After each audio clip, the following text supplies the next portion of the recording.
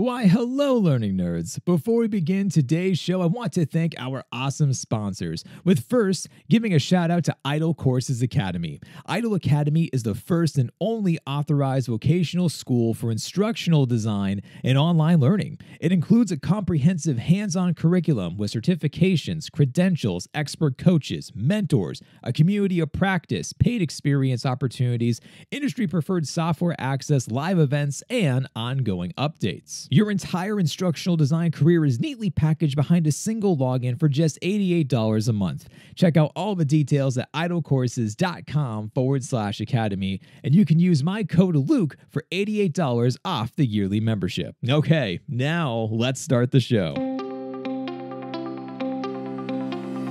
Hello, learning nerds, and welcome back on in to the nerdiest podcast you're going to hear today. I'm your host. My name is Dr. Luke Hobson. I am a senior instructional designer, program manager, lecturer, author, blogger, podcaster, and YouTube.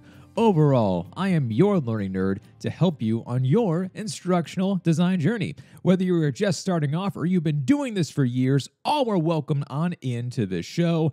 And of course, you can learn more about this show, the blog, everything else I have going on over at drlukehobson.com. As a reminder, folks, Instructional Design Institute, the 7-week learning experience talking all about really everything from A to Z when it comes to designing learning experiences, is going to be starting up again in 2 weeks, actually, which is insane. 2 weeks is going to be coming and going very quickly. So on Monday, December 11th, is when the next cohort kicks off. There are about 10 spots still available if you would like to come on in and nerd out with us and to learn everything about instructional design to help you as far as from a career perspective, as far as for putting these different types of ideas you're going to come up with back into your learning experiences, or if you want to be able to just learn about how to become a designer, talking about portfolios, interviews, everything else of the sort.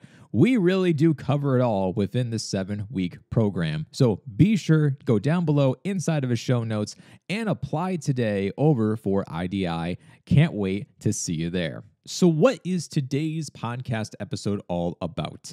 Today, we are talking about instructional design projects in the real world.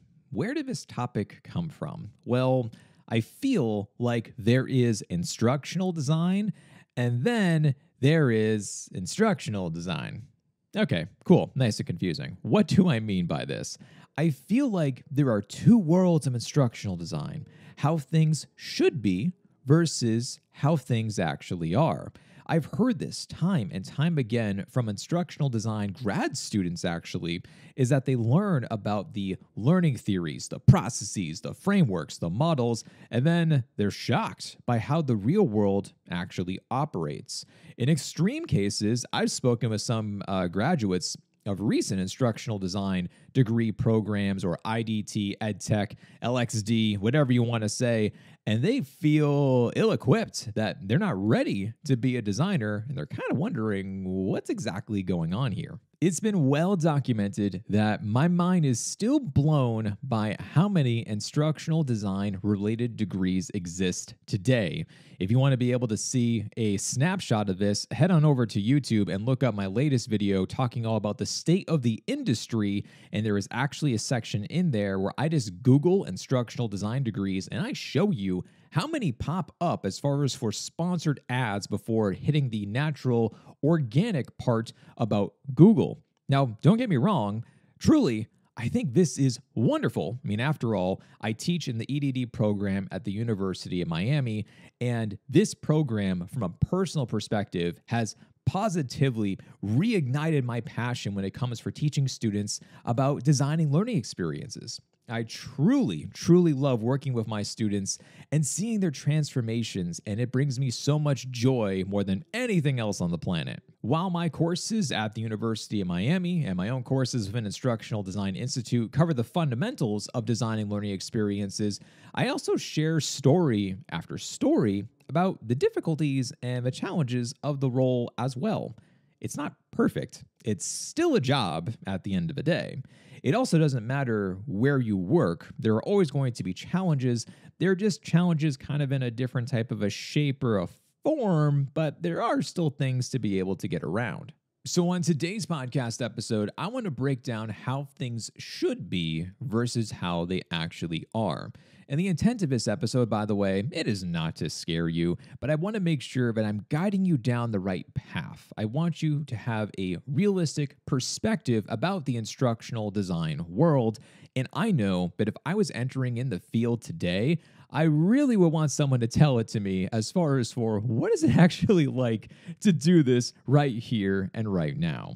So there are three main overarching topics that when I was thinking about this podcast episode that popped up right away inside of my head. So those are going to be the three topics that we cover. So let's dive on into this, shall we? The first topic is that you do not always have the option to use your favorite framework or model. I think you all know by now that I love backward design. To me, this instructional design model just makes so much sense. Start with the end goals in mind and then work your way backwards. It's a logical approach to solving problems with training and with education. Will you always have this luxury, though, of following your favorite model? Well, definitely not. No two projects are the same. Think about timelines, budgets, project scopes, stakeholders, SMEs, and more. Depending upon these factors could change how you approach the design. For instance, let's say that you are taking a face-to-face version of a training or a course, and now you have to transform this into an online learning experience. The person you are working with for the course is the instructor who has delivered this course, let's say, 1,000,000 times. They can practically recite the presentations in their sleep. You have 4 weeks to take the face-to-face version and to create a new online version. What are you going to do? My best guess is that you are not going to be following the backward design approach for a few reasons. The first is time. If you only have a month to complete this project, backward design is not going to be your friend. Time is a valuable asset, and if you spend this time by explaining about Bloom's taxonomy and then creating the blueprint from scratch and everything else of the sort, it's not going to go as you hope, and it's really going to take a considerable amount of time. The second issue is that if you already have access to the instructor who has already created a substantial amount of this material so far, it doesn't make sense to go back to the drawing board when a good chunk of the work is already done. Of course, these materials should be reviewed and evaluated for online use. You can't just simply flip a switch to go from face-to-face to online. And hopefully, everything does align with your vision, and you can simply make some twists and tweaks and a few things along the way to get things into what you both want this project to become, and you're not going back to the drawing board and starting from scratch. Another common reason is that you could be locked into a forward design approach. For all of the educators out there, this might sound relatable to you.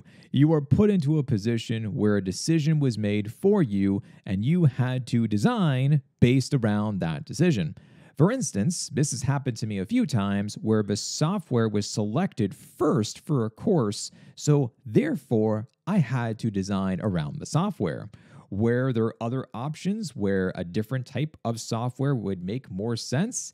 Yes, but this one happened to be chosen, so therefore I had to roll with it. In another instance, I was handed a textbook and said, this is what you are using. The contract's already been worked out. We're already working with the vendor. You are using this one. I go, okay.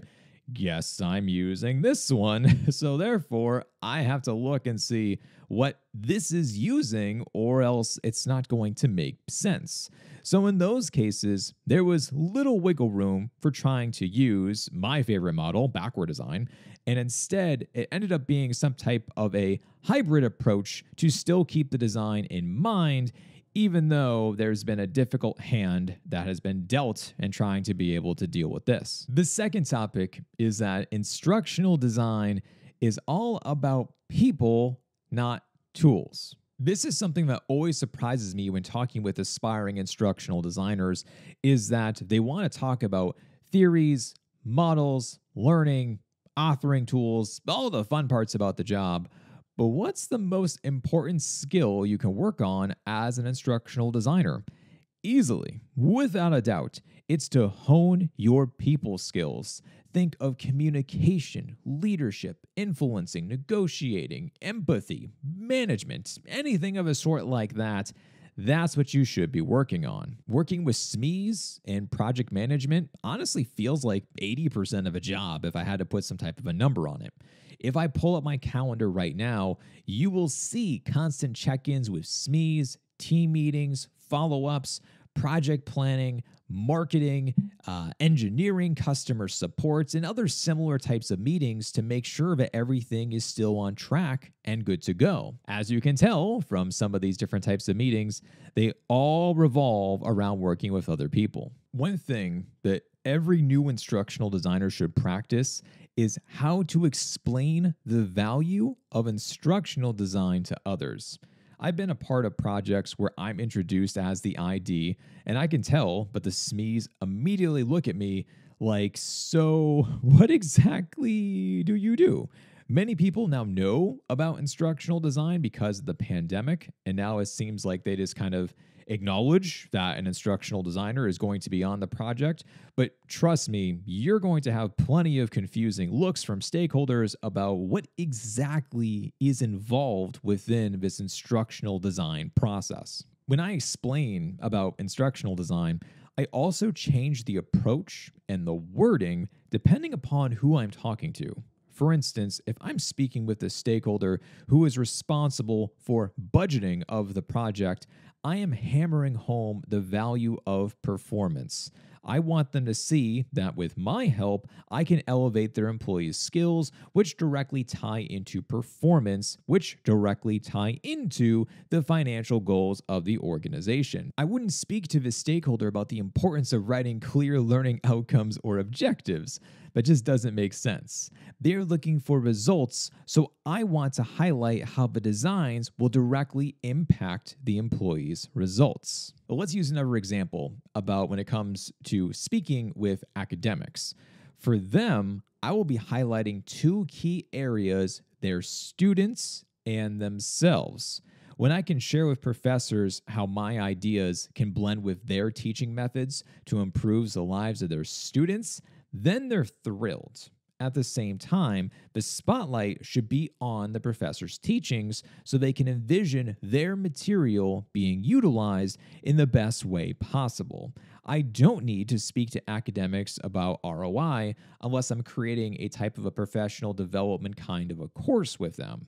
You need, at the end of the day, you need to think about the people, the communication, the messaging, and what's important to them when it comes to you, instructional design, and the project. And the last topic is that the scope of the project changes during the design. For this topic, I've seen 3 events happen time and time again. First, everyone discusses amazing ideas on the kickoff call. The second is that they fully realize how much work is actually involved to make these ideas come to life.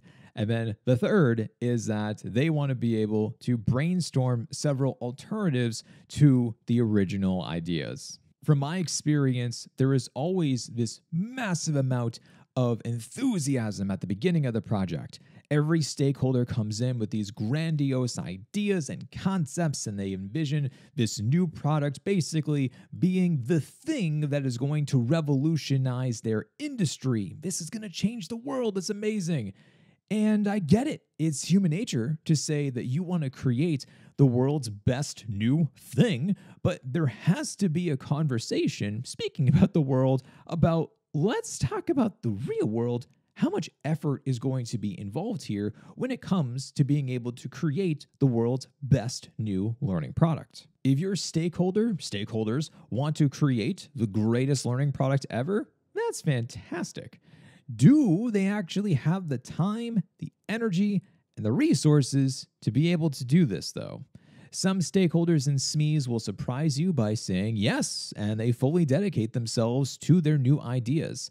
I can attest that this has happened to me before, and every time that this does really come to light, these projects are my favorites because they're amazing. We're all on the same page. People are dedicating hours upon hours to making this thing the very best it can possibly be.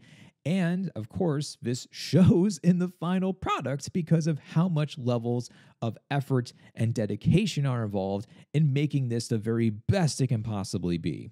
But what about the other times? That's when those 3 different steps I mentioned about seem to happen. You begin to follow the plan with these amazing new ideas, but as you begin to ask follow-up questions, have weekly calls, start to design the learning product, then things start to change. Usually, I'll do some research and discuss with SMEs about how long this is going to take for a process and how much things are going to cost. And then I get that look. The look of, oh, I never thought about that before. For instance, simulations. Simulations often get mentioned about when you're bouncing ideas off of one another. Simulations can be a fantastic addition to the learning experience, but great simulations cost quite a bit. Simulations typically charge a fee per user. So let's say that if it's going to be $149 per user, and by user I mean learner, student, whatever the scenario is, well then that means that the simulation alone is going to cost $149 per person, and that could be a significant dent in the budget if the budget did not account for all of these additional extra costs, if this does not factor into the cost as far as for the price of the overall learning experience or the training or the course or the whatever we're currently building, well, then that could be a serious problem. Most SMEs, instructors, trainers, stakeholders, whatever you want to be able to say, have not had to pay this cost before, so it's like sticker shock for them. They had no idea about how much this simulation will cost them because it was already baked into the budget, or someone else purchased it before and they took over the course or the training, or some other different type of scenario where they never personally had to pay for it. So therefore, they just simply did not know. And 9 times out of 10, this will then lead to conversations around discussing alternatives for simulations. Now, of course, simulations are just one example. There are other different types of ideas that you can incorporate inside of a learning experience that are going to potentially cost quite a bit as far as for that goes. If it's worth it and it makes sense, then obviously explore that option. It could be something along the lines that I was just sharing with you moments ago about how if a software is chosen at the beginning and you need to use the software, then so be it. It is what it is, and you need to find alternatives. But overall, folks, what I've learned over the years is that a project is fluid. Things will change. This could mean that the schedules could change as far as for with the SMEs or the stakeholders, instructors, whoever you're going to be working with. And sometimes as far as for change, people will come and go. I've had multiple SMEs before start one project and then leave because of something else. Things pop up. Things will happen. Because, as true to the theme of this episode, this is the real world when it comes to working with other people. People aren't perfect, so therefore, you're going to have imperfections in the design process. So I'll leave you with one final piece of advice around all of this. My boss always tells me to be the river, not the rock. Essentially, be like water and move around obstacles because they're inevitable and they're going to pop up. But usually there is an alternative. There is another solution that you haven't thought about yet, and there is something that is going to help you with being able to complete the overall designs. Well, hey, learning nerds, I hope you enjoyed this episode. I hope I didn't scare too many of you if you were listening to this and you are thinking about instructional design. Once again, love what I do. Can't stress this enough. But of course, this is a job. There are the pros and cons to every job. So just wanted to make sure you had a little bit more glimpse of the real world and what it's really like. If you enjoyed this episode, rate it. Give it a 5-star rating wherever you are currently listening. I am not picky. Be a friend. Tell a friend and share this episode if you know it's going to help them out on their instructional design journey. If you want to learn about instructional design with me, the next cohort for Instructional Design Institute is launching on December 11th. Be sure to go down to the show notes. And of course, if you have any questions about this, making sure it's right for you, or any other follow-up questions, you can always reach out over to me. Luke@drlukehobson.com is my email. I promise that I will be getting back to you. But everyone, that is all I have for you today. I hope you had a wonderful, safe, and happy holiday with Thanksgiving that was just around the corner. Hope you are feeling well rested and recharged and ready to tackle another week. But hey, that's all I have for you today. Stay nerdy out there, and I'll talk to you next time.